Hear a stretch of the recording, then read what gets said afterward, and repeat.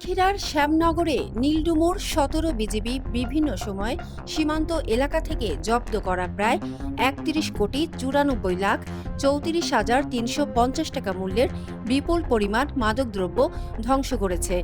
মঙ্গলবার সকালে নীলডুমুর ব্যাটালিয়নের প্রশিক্ষণ মাঠে আয়োজিত এ অনুষ্ঠানে প্রধান অতিথি হিসেবে উপস্থিত থেকে মাদক ধ্বংস কার্যক্রমের উদ্বোধন করেন বিজিবির দক্ষিণ পশ্চিম রিজিয়নের region commander brigadier general Mahbubul Hasan.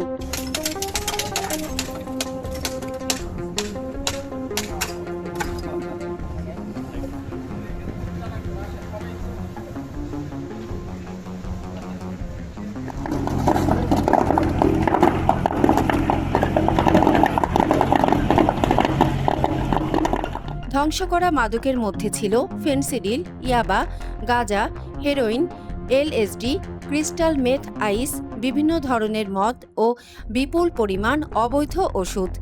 অনুষ্ঠানে বিজিবি জানায়, মাদক চোরাচালান রোধে সীমান্ত এলাকায় তাদের অভিযান, টহল ও নজরদারি ভবিষ্যতেও আরও জোরদার করা হবে।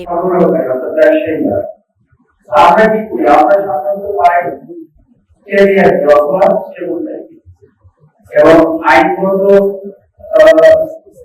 কারণে আমরা কিন্তু একটা আন্তর্জাতিক যখন পাই আমাদের কিন্তু ২ ঘন্টা করতে থাকে আমাদের আইনের কাছে তারপরে তারা আইন শুরু হয়, তদন্ত হয়, এর আগে তো আমরা যেটা দেখেছি যে আমরা সাধারণত মাদকসেবী অথবা যারা ক্যারিয়ার সরবরাহকারী তাদেরকে আমরা বুঝতে পারি।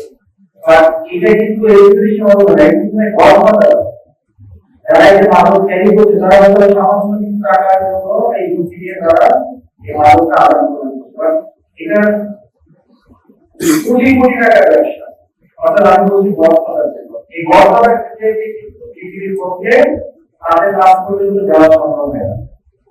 আমরা কখনো বের করতে পারি না, কারণ আমাদের সেই এরিয়ার লাইট জানি একজন আসামিকে সেভাবে আমি ইনফরমেশন করবো যে সে মুহূর্ত রাস্তা হবে যে এটা কার কাছে যাচ্ছিল বাইকটা আপনার ভুলে আমরা যদি আস্তে আস্তে এই গল্পটাকে যদি আমরা নির্মূল করতে না পারি তাহলে কিন্তু আমাদের যে উদ্দেশ্য মাদক মুক্ত বাংলাদেশ করা